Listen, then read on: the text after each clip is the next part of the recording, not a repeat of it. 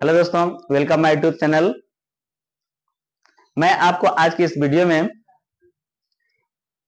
Fourth day का class में इसमें हम ये बताएंगे कंपनी इन्फो के बारे में। हमारी कंपनी क्रिएट हो चुकी है। इसके पहले के जो वीडियोस है उसमें फर्स्ट डे में गेटवे ऑफ टैली के इंट्रोडक्शन के बारे में बताया था। उसके बाद में कंपनी क्रिएशन के बारे में सेकेंड डे और थर्ड डे के बारे में बताया है। कुछ पार्ट में सेकेंड डे बताया, कुछ पार्ट में बचा हुआ वीडियो जो था वो हमको थर्ड डे में बता दिया। तो आज टैली क्लास का चौथा दिन है। अभी तक का वीडियो आशा करता हूं कि आप लोगों को पसंद आई होंगी। दोस्तों, हर एक पॉइंट को बेहतर तरीके से समझाता हूं, बताता हूं कि आप लोग को किसी प्रकार से कोई दिक्कत ना हो। तो आप लोग यदि नए हो तो चैनल को सब्सक्राइब कर लीजिए और वीडियो को लाइक और शेयर कीजिए। और जो भी अकाउंटिंग में इंटरेस्ट रखते हो या जिनके जानकारी में हो कि यहाँ कोई टैली अकाउंटिंग कोर्स करना चाहता है तो यहाँ पे आके बिल्कुल भी कोर्स कर सकता है। संस्था का एड्रेस है डायमंड कंप्यूटर। तो थे आपके फीचर्स में करंट पीरियड जो बिल्कुल खाली था, इसमें ये डेट आ गई है। करंट डेट है, इसमें भी डेट आ गई है। आप देख रहे हैं कि नेम ऑफ कंपनी में भी आप खाली था तो यहाँ पे एक कंपनी का नाम आ गया, जैसे डायमंड कंप्यूटर इंस्टीट्यूट। ठीक है। अब यहाँ पे एक नई स्क्रीन आपके सामने आ चुकी है जिसमें लिखा है gateway of tally. Gateway of tally के अंतर्गत आप टैली में क्या स्टडी करेंगे, क्या सीखेंगे, क्या होता है अकाउंटिंग में, इन्वेंट्री में, एडवांस क्या होते हैं। और देखिए इससे बगल में आप देख रहे हैं ये वर्टिकल बटन बार है। यह बटन बार भी बिल्कुल भी इम्पटी था। नीचे से सिर्फ दो बटन थे, F11 फीचर्स बटन और दूसरा F12 कॉन्फ़िगरेशन बटन, जो हर एक वाउचर्स के कॉन्फ़िगरेशंस भी आते हैं। कंपनी क्रिएशन के भी कॉन्फ़िगरेशन सेटअप कर सकते हैं, लेजर कॉन्फ़िगरेशन भी सेटअप कर सकते हैं, वाउचर्स कॉन्फ़िगरेशन भी सेटअप कर सकते हैं, stock item, balance sheet configuration, report configuration इत्यादि सबका सेटिंग यहां से कर सकते हैं। तो हम यहां पे समझेंगे हर एक पॉइंट को बिल्कुल भी क्लियर तरीके से। और आप लोग भी यहां पे ध्यान दीजिएगा कि कोई भी पॉइंट आप लोगों से मिस ना हो। देखिए यहां पे है कुछ बटनों में कुछ इंप्रेशन आपको दिखाई दे रहे हैं जिनके नीचे सिंगल अंडरलाइन है। कुछ ऐसी बटनें हैं जिनके नीचे डबल अंडरलाइन है, जहां से आप यहां देख रहे हैं। और कुछ ऐसी बटनें हैं जिसमें अंडरलाइन ही नहीं है। आप देख रहे हैं कि यहां पे लिखा है, जैसे F1 लिखा है, फिर यहां से अंडरलाइन 1 दिया, F1 लिखा हुआ है, विदाउट अंडरलाइन दिया हुआ है, अंडरलाइन के साथ है। आप देख रहे हैं इस लेटर में डबल अंडरलाइन दिया है, आप देख रहे हैं। और ऐसे कई ऐसे कमांड जो मिलेंगे टैली के अंतर्गत जो विदाउट अंडरलाइन होंगे और अंडरलाइन के साथ होंगे और डबल अंडरलाइन के साथ होंगे। तो इसमें बिना अंडरलाइन के साथ, डबल अंडरलाइन के साथ, इनको किस प्रकार से हम एक्टिव करेंगे, उपयोग करेंगे, ये इसको हम मतलब बिल्कुल विस्तृत तरीके से आपको समझाते हैं। तो सबसे पहले मैं यही चीजें आपको बता देता हूं। इसके बाद देखिए, जैसे किसी भी शॉर्टकट बटन के सामने या किसी भी लेटर के नीचे यदि कोई अंडरलाइन ना दिया हो,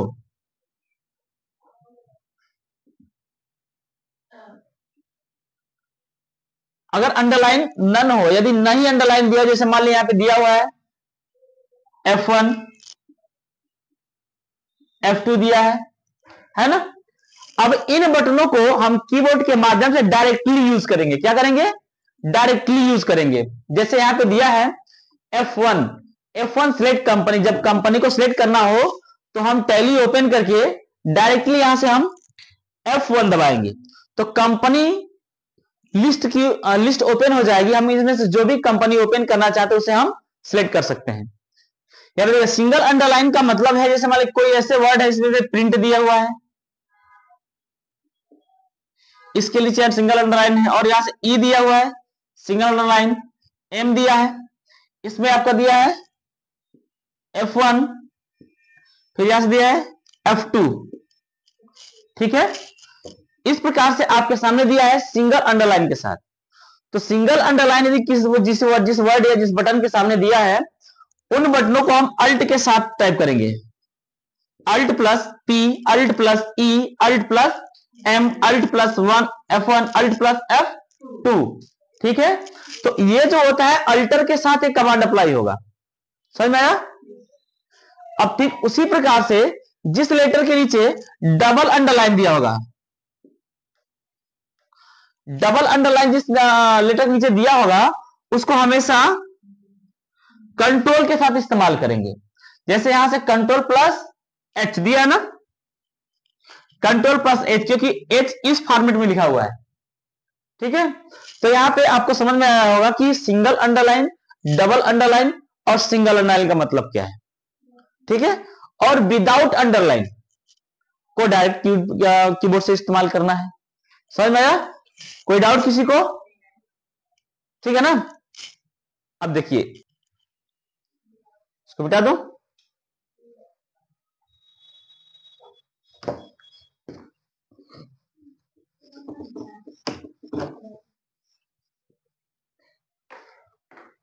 अब देखिए यहां पे हमारी कंपनी ओपन हो चुकी है।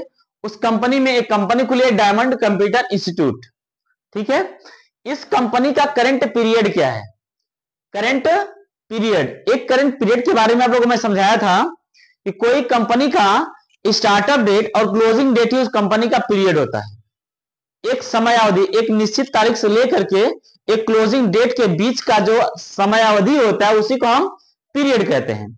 और जो पीरियड चल रहा होता है वही हमारा करंट पीरियड होता है। जो चल रहा होता है वो क्या होता है? करंट पीरियड होता है, जो फाइनेंशियल डेट जिसको कहते हैं। अब फाइनेंशियल डेट में जो स्टार्टअप डेट होता है, एक करंट डेट दिया है। करंट डेट का मतलब वर्तमान की तारीख, आज के डेट में क्या तारीख है इस कंपनी में, तो 1 अप्रैल 2025। करंट पीरियड 1 अप्रैल 2025 टू 31 मार्च 2026 तक, एक साल का करंट पीरियड हो गया। अब करंट डेट क्या? इस सत्र के अंतर्गत 1 अप्रैल 2025 ये तारीख है, वर्तमान तारीख। अब ये वर्तमान तारीख की शॉर्टकट की क्या होती है बाबू? F2 होती है। क्या होती है? F2। यदि कंपनी में कोई वर्तमान तारीख चेंज करना हो तो हम F2 बटन का इस्तेमाल करेंगे। जैसा कि मैं इंटरेस्ट कैलकुलेट करते समय आप लोगों को मैं सिखाया था कि जब इंटरेस्ट कैलकुलेशन करते हैं तो रिपोर्ट कैसे चेक करते हैं। आज हमने ट्रांजेक्शन किया तो 1 महीने के बाद कितना ब्याज उस पर लागू हो जाएगा, इसको चेक करने के लिए हम कहां गए थे? डिस्प्ले स्टेटमेंट्स ऑफ अकाउंट और इंटरेस्ट और रिसीवेबल। अगर लेना है तो रिसीवेबल पे क्लिक कर, जब इंटर प्रेस करें तो कुछ नहीं शो करेगा, बिल्कुल भी ब्लैंक।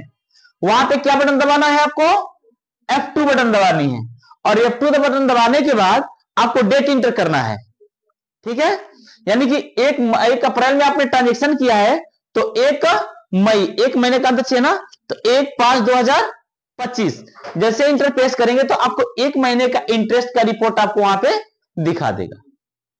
चाहे वो इंटरेस्ट रेट आपका 10% हो, 15% हो, 12% हो, 11% हो, जितना भी रहेगा वो आपको कैलकुलेट करके आसपास उसमें दे देगा। क्लियर है? कोई डाउट किसी को? चलिए आगे देखते हैं। यहां पे करंट डेट हो गया और करंट पीरियड। अब देखिए करंट डेट के साथ की हो गया, हमें जब करंट पीरियड चेंज करना होता है, जब करंट पीरियड चेक करना होता है, जब किसी फाइनेंशियल ईयर का करंट पीरियड जो होता है उसे चेंज करना हो तो हम Alt प्लस F2 बटन का इस्तेमाल करते हैं। किसका? Alt प्लस F2 बटन का इस्तेमाल करते हैं। जैसे हम Alt प्लस F2 बटन दबाएंगे हमको डेट इंटर करने के लिए 2 फील्ड देगा। पहला फील्ड होगा स्टार्टअप, देन सेकेंड फील्ड होगा क्लोजिंग डेट, ठीक है। जैसे यहां पे स्टार्टिंग डेट क्या है? 1 अप्रैल 2025 और क्लोजिंग क्या? 31 मार्च 2026। उसी प्रकार से जब Alt प्लस F2 बटन दबाएंगे तो आपको ठीक सामने देगा 2 फील्ड, जिसमें आपको भरना होगा फ्रॉम और भरना होगा टू। तो फ्रॉम में स्टार्टिंग डेट और टू में क्लोजिंग डेट डाल देंगे। तो आप यहां से उसके बाद जैसे इंटरप्रेस करेंगे आपका यहां करंट पीरियड चेंज हो जाएगा। अभी जो चल रहा है ये तो मैंने फ्यूचर का डाला ना है, अभी तो 1 अप्रैल 2025 आया नहीं है तो मैंने फ्यूचर का डाल दिया है। लेकिन हमारे पिछले साल का 2024 का करंट पीरियड अभी चल रहा है। अब स्टार्टिंग 1 अप्रैल 2024 था और क्लोजिंग 31 मार्च 2025 क्लोजिंग। तो क्लोजिंग का महीना अब आने ही वाला है। आज क्या तारीख है? 21 फरवरी है और ये मार्च 31 मार्च आपका क्लोजिंग डेट आ जाएगा। फिर से नया सत्र कब स्टार्ट हो जाएगा? 1 अप्रैल 2025 में। कोई डाउट किसी को, कोई क्वेश्चन समझ में आ रहा है? ठीक। अब यहां पे दिया लिस्ट ऑफ सिलेक्टेड कंपनीज, क्या लिस्ट ऑफ सिलेक्टेड कंपनीज। अभी फिलहाल में कितनी कंपनी सिलेक्ट हमने कर रखा है? सिर्फ एक कंपनी सिलेक्ट किया है, बनाया कितना भी हो लेकिन हमने सिलेक्ट कितना किया है? सिर्फ एक कंपनी। अब यहां से जैसे भी एक और कंपनी हम बना देते हैं, जैसे मान लीजिए यहां पे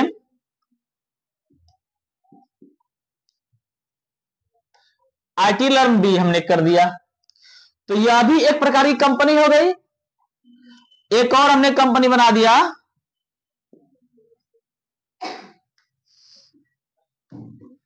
हमने एक और कंपनी बना दिया, तो दो कंपनी हमारी हो गई, एक आईटी लर्न भी और दूसरा राम जन्म घोषी। तो इसमें सिलेक्टेड कंपनी कौन है? डायमंड कंप्यूटर सिलेक्टेड है सबसे ऊपर, और इनसे थोड़ा सा थिकनेस में इसका फॉन्ट शो करेगा, वेटेड बोल्ड होगा फॉन्ट, ठीक है। तो ये हमारी कंपनी सिलेक्ट। अब इनमें से हम चाह रहे हैं कि इनमें से कोई दूसरी कंपनी सिलेक्ट करे, जैसे मान लीजिए आईटी लर्न भी, राम जन्म घोषी। तो इसके लिए हम क्या करेंगे, इसकी स्टार्ट की क्या होती है? F3, मैंने बताया था उसे डे फर्स्ट में आप लोगों को बताया था कि F3 सिलेक्टेड कंपनी की लिस्ट अपीयर करने के लिए किया जाता है। तो यहां पे जैसे F3 बटन दबाएंगे, हमारी इन्हीं तीनों कंपनी की लिस्ट ओपन होगी। अब इन तीनों कंपनी की जब लिस्ट ओपन होगी तो इनमें से हमें किसको सिलेक्ट करना है? जैसे मान लीजिए हमने आईटी लर्न बी को सिलेक्ट करना है, तो हम उस पर कर्सर ले जाकर के इंटर प्रेस करेंगे, तो यहाँ पे फर्स्ट पॉइंट पे क्या शो करेगा? आईटी लर्न बी शो करेगा। यदि हम यहाँ पे राम जन्म घोषी सिलेक्ट करते हैं तो राम जन्म घोषी सबसे ऊपर शो करेगा। तो जो यहाँ पे ऊपर शो करेगा उसी का करंट डेट होगा, करंट पीरियड होगा, करंट पीरियड, करंट डेट, और ये फाइनेंशियल सब। अब देखिए यहां पे हम चलते हैं, ये कंपनी हमारी हो गई, और ये date of last voucher entry, इसके बारे में मैंने समझाया था। ये कंपनी के लास्ट ट्रांजेक्शन को रिप्रेजेंट करता है कि लास्ट बार आप किस तारीख में ट्रांजेक्शन किया था, ठीक है। अब आइए देखते हैं यहां पे gateway of tally. Gateway of tally का मतलब होता है कंपनी का मेन गेटवे क्या है, मेन गेटवे क्या है। अब मेन गेटवे क्या होता है कि जो मेन गेटवे तो यहां से लेके यहां तक है, लेकिन वर्किंग के तौर पे देखा जाए टैली में फीचर्स के गेटवे क्या है, तो यहां पे ये सभी है, इसलिए सबकी स्टडी करना है हमको। इसमें देखिए पहला है आपका मास्टर। मास्टर का मतलब होता है, वो होता है पॉइंट जहां पे ledgers, group, currency, budget, scenario, cost centre, cost category इत्यादि क्रिएट किए जाते हैं, उसे हम कहते हैं मास्टर मेन्यू। ये मैंने अकाउंट से रिलेटेड बता दिया। इन्वेंट्री से रिलेटेड में stock item, stock group, stock units, stock godown, stock price level, stock vouchers इत्यादि जो क्रिएट करते हैं वो सब जो होता है मास्टर मेन्यू में होता है। पेरोल स्टेटमेंट जब निकालते हैं, पेरोल की अकाउंटिंग जब करते हैं, तो पेरोल सेटअप करना होता है।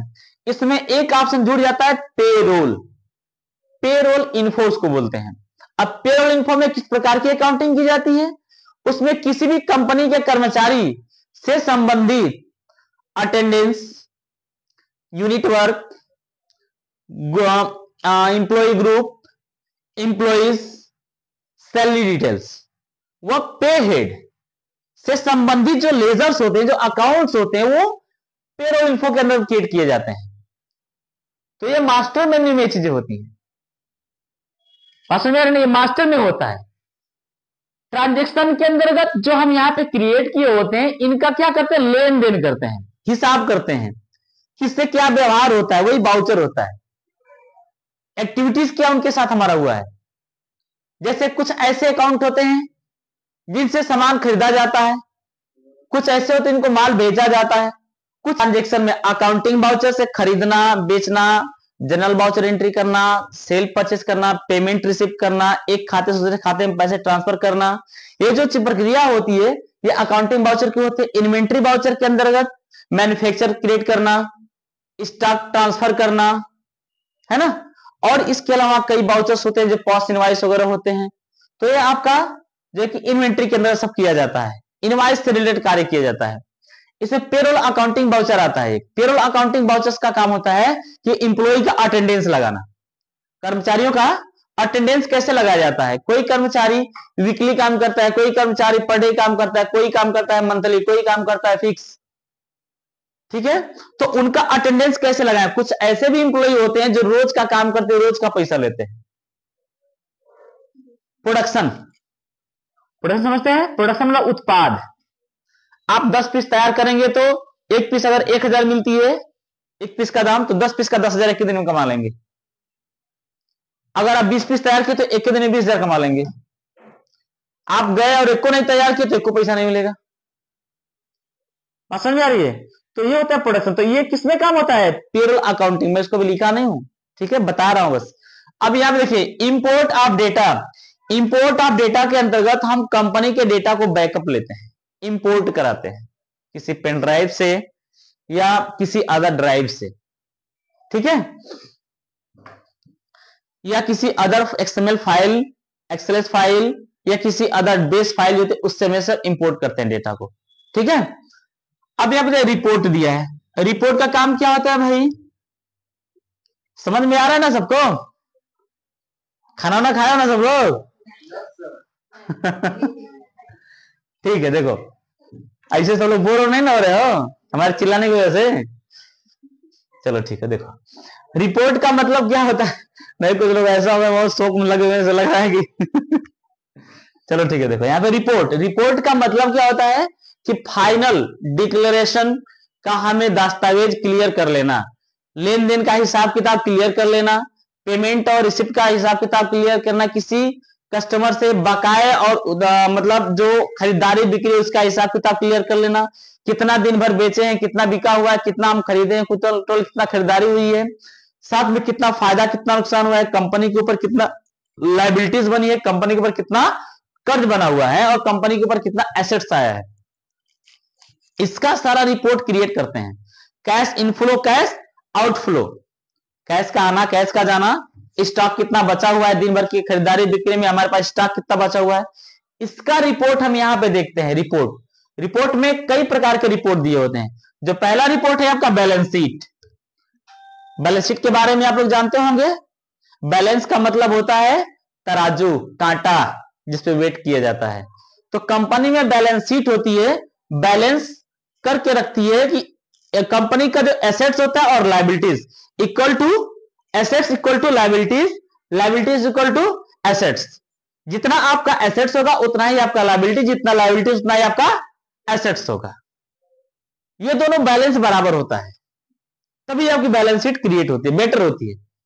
क्योंकि जब आपने क्वेश्चन बहुत सारे हमने आपको दिए हैं क्वेश्चन, आप देख रहे होंगे कि हमने अगर कोई कह दिया कि 50,000 रुपए से नगद व्यापार शुरू किया, 50,000 रुपए से नगद व्यापार शुरू किया गया, तो ऑनर कोई भी ले सकते हैं, कोई व्यक्ति का नाम हो सकता है या बिना ऑनर का प्रोप्राइटर हो गया। ठीक है, तो कंपनी का मालिक यदि कंपनी में पैसा लगाता है तो एक हो गया कंपनी जिसने 50,000 अपने पास से, कंपनी का मालिक, सॉरी कंपनी का मालिक जो 50,000 रुपए अपने पास से कंपनी में लगाए। तो जो कंपनी में पैसा लगाते हैं वह कंपनी का मालिक अपने पास से दिया, और कंपनी में जो भी सामान लाया गया, खरीदा गया, कंपनी के पास है, तो वो एक प्रकार के एसेट्स है। एक तरफ लायबिलिटी बनती है तो एक तरफ क्या बनता है? एसेट्स बनता है। जैसा कि आप लोगों ने एंट्री किया होगा तो कंपनी का जो ऑनर्स होता है वो लायबिलिटीज में शो करता है। दो पक्ष होते हैं बैलेंस शीट के, पहला होता है लायबिलिटी, दूसरा होता है एसेट्स। तो पहले जो आपको शो करता है उसमें ऑनर का शो करता है, मालिक का पैसा शो करता है 50,000 लायबिलिटीज फील्ड में, और एसेट्स फील्ड में क्या शो करता है? आपका 50,000 कैश इन हैंड के अंतर्गत करंट एसेट्स में शो करता है। तो एक तरफ लायबिलिटीज बनी, दूसरी तरफ क्या बना? बना कि नहीं बना? एसेट्स। अब नीचे क्या शो करता है? 50,000 इधर, 50,000 इधर। तो बैलेंस बराबर हुआ कि नहीं हुआ? क्लियर हुआ? अब इस प्रकार से खरीदारी बिक्री जैसे होती है उसमें बैलेंस शीट दोनों की बराबर होती है। एसेट्स बराबर लायबिलिटीज, लायबिलिटीज बराबर एसेट्स, दोनों का इक्वल कम्युनिकेशन होता है। ठीक है, टैली तो ऑटोमेटिकली प्रिपेयर कर देती है, लेकिन जब मैनुअल अकाउंटिंग करते हैं तब हमसे गलती होने के चांसेस ज्यादा रहते हैं। इसमें यह हमेशा देखना है बैलेंस शीट क्रिएट करते समय कि हमारी बैलेंस शीट जो लायबिलिटीज की और एसेट्स के दोनों बराबर है या नहीं। अगर बराबर है तो बिल्कुल ठीक है, अगर नहीं बराबर है तो कहीं ना कहीं मिस्टेकिंग है, उसको हम ठीक करें। चलिए आगे देखते हैं। पीएल अकाउंट, पीएल अकाउंट का मतलब प्रॉफिट एंड लॉस अकाउंट। अब इसके अंदर खरीदारी कितनी हुई है, बिक्री कितनी हुई है, कंपनी का हानि कितना हुआ है, कंपनी का लाभ कितना हुआ है, ये देख करके बताया जाएगा। कंपनी का इनकम एक्सपेंस कितना हुआ है, उसी से क्रिएट होता है आपका प्रॉफिट और लॉस अकाउंट। कितनी बिक्री हुई, कितनी खरीदारी हुई और कितना कंपनी का खर्च हुआ और कितना इनकम हुआ, इसका क्लियर फाइनल रिपोर्ट करने के बाद पता चलता है कि कंपनी को कितना प्रॉफिट हुआ, कितना लॉस हुआ। और कि व्यापार करते समय कंपनी के पास जो फायदे दिखाई देते हैं उनमें अभी एक और एक्सपेंस बचा होता है जिसे हम कहते हैं टैक्स। टैक्स पेड करना बाकी होता है ना, इसलिए वो एक ऑपरेटिंग प्रॉफिट आपका होता है जिसे कहते हैं ग्रॉस प्रॉफिट। क्या बोलते हैं? Gross profit. और ग्रॉस प्रॉफिट नेट प्रॉफिट से कहीं अलग होता है, तो ग्रॉस प्रॉफिट में कुछ एक्सपेंसेस अभी बाकी होते हैं और नेट प्रॉफिट में जो एक्सपेंसेस बाकी होते हैं वो क्लियर कर दिए गए होते हैं, तब जाके आपका नेट प्रॉफिट शो करता है। समझ में आया? ठीक है, अब चलिए देखते हैं आप स्टॉक समरी। स्टॉक समरी के अंतर्गत कंपनी में स्टॉक के बारे में दिखाया था। स्टॉक किसे कहा गया है? इन्वेंट्री। स्टॉक किसे कहा गया है? इन्वेंट्री से रिलेटेड अकाउंट्स को हम स्टॉक रिलेटेड अकाउंट कहते हैं। जैसे हमारे पास कंप्यूटर के कुछ सामान है, जैसे मान लीजिए हमारे पास ये सीपीयू फैन है, ठीक, ये हमारा स्टॉक में है, ये कुछ संख्या में है। ये हमारे पास ये हार्ड डिस्क है, ठीक है, ये भी हमारे पास संख्या में है। कितनी की संख्या में है?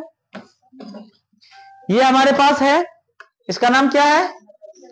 मदरबोर्ड। इसका और क्या नाम है? PCB, printed circuit board. ये भी हमारे पास है, इसका नाम क्या है? SMPS, switch mode power supply. ठीक है, अभी हमारे पास कुछ और भी सामान है, जैसा कि आप देख रहे हैं कि बैटरी है और ये हमारे पास क्लाइंट है।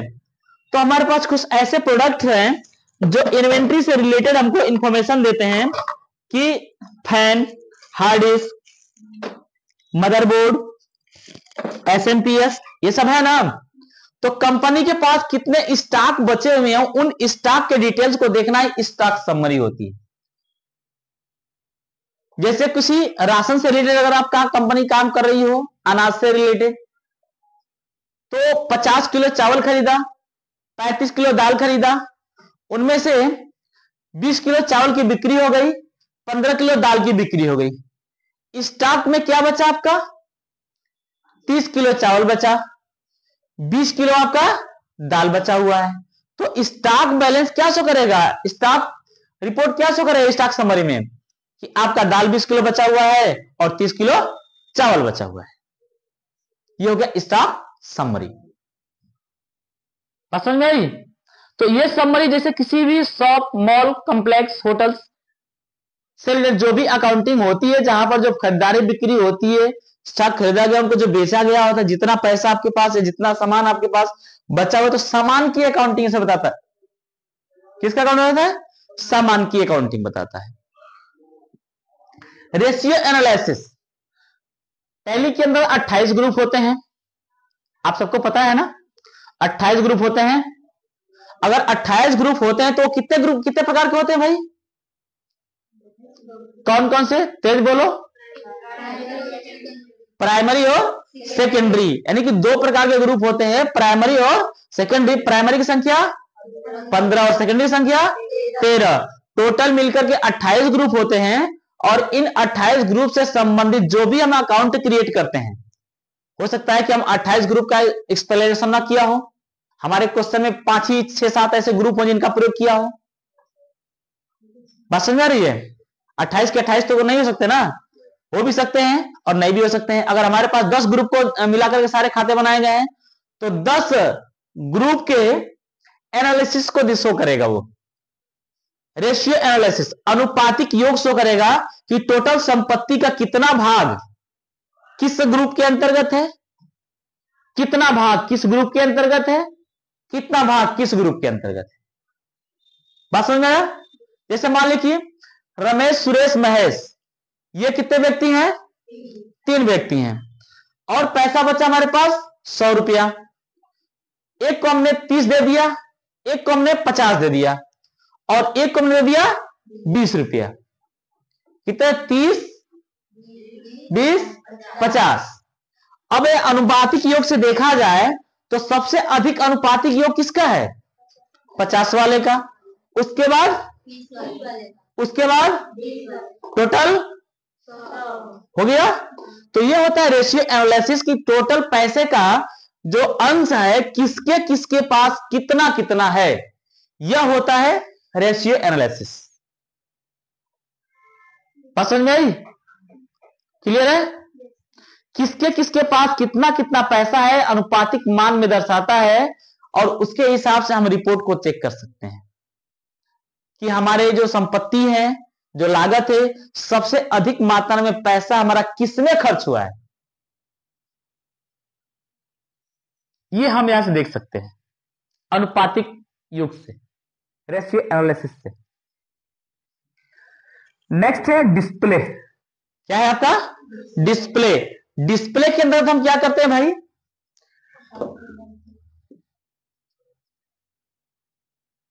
डिस्प्ले की सहायता से हम रिपोर्ट को डिस्प्ले करते हैं। क्या करते हैं? रिपोर्ट को डिस्प्ले करते हैं। इसमें रिपोर्ट के लिए आपको पहला trial balance, day book, statements of account, statements of inventory, statements of the payroll, pay slip, ठीक है। तो ये और भी कई सारा चीज जो आपको उसके अंदर जब जाएंगे तो आपको बहुत सारा मिलेगा। Cash inflow, cash outflow, fund flow, सब शो करेगा। फंड फ्लो के अंदर इनफ्लो आउटफ्लो शो करेगा। तो ये सारा रिपोर्ट हम इसके अंदर समझते हैं, ठीक है। ये पूरा आपका अकाउंट है। और नीचे ऑप्शन दिया होता है मल्टी अकाउंट प्रिंटिंग। हम एक साथ दो या दो से अधिक अकाउंट को एक साथ प्रिंट कर सकते हैं। मल्टी अकाउंटिंग प्रिंटिंग, प्रिंट करने का ये फीचर है, हम रिपोर्ट को प्रिंट कर सकते हैं। नीचे दिया क्विट। क्विट का मतलब जानते हैं, प्लान करना, बाहर निकलना, उससे बाहर निकल सकते हैं। कोई डाउट किसी को? यहां पे कोई दिक्कत? ये देख लो थोड़ा सा। F1 select company, alt plus F1 shut company, यानी कंपनी सिलेक्ट करने की शॉर्ट की F1 है। और अच्छे से F1 जब प्रेस करेंगे तो ये वाली लिस्ट खुलेगी या इसके अलावा कोई लिस्ट खुलेगी?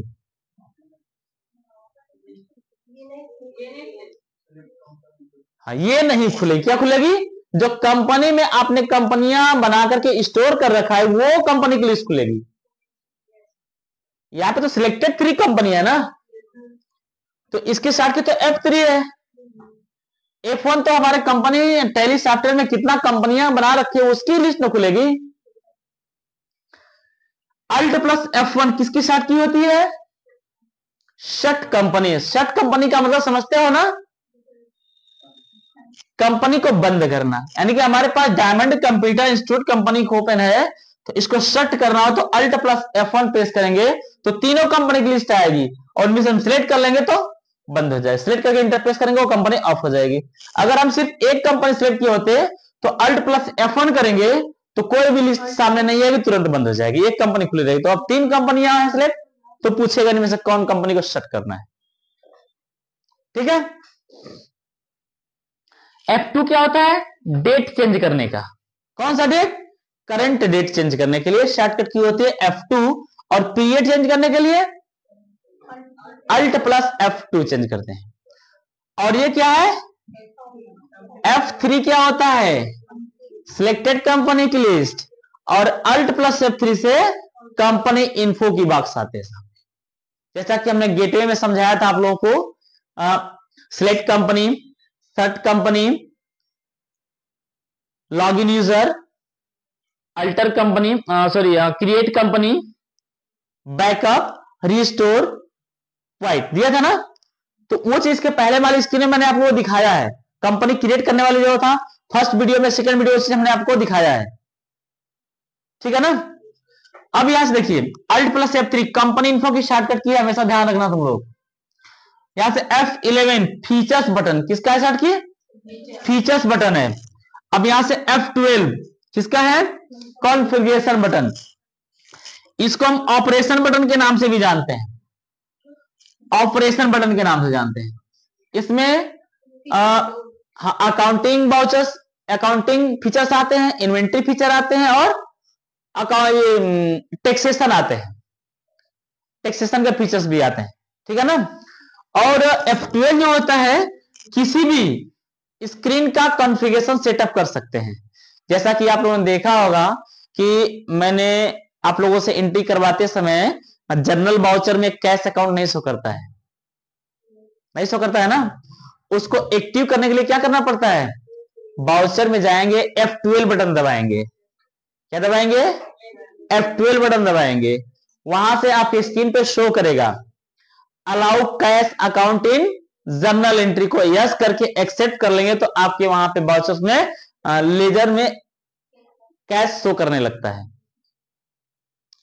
आप देखेंगे कभी टू एंड बाई शो करता है, टू एंड बाई शो करता है कि नहीं करता है। अब वहां पे सी और डी आर करना हो तो क्या करेंगे, F12 बटन दबाएंगे, use C R and D R instead to and by दिया था ना। तो वहां पे जब यस करके एक्सेप्ट करते हैं तो वहां पे C R to and by की जगह सी आर और डी आर शो करने लगता है, ठीक है। तो अब यहां पे आप लोग को हम बता दें कि अकाउंटिंग फीचर्स के अंतर्गत, अकाउंटिंग मास्टर के अंतर्गत हम क्या पढ़ेंगे।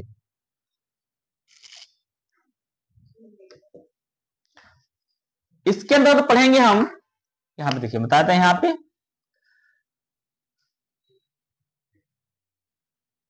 अकाउंट मास्टर मेन्यू, ये सामने आपके आ जाएगा।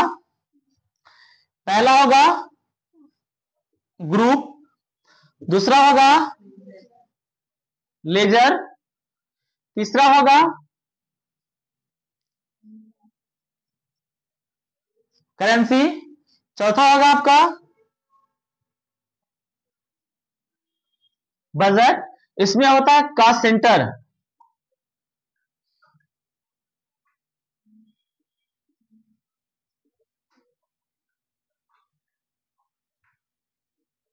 Cast centre, cost category, voucher type,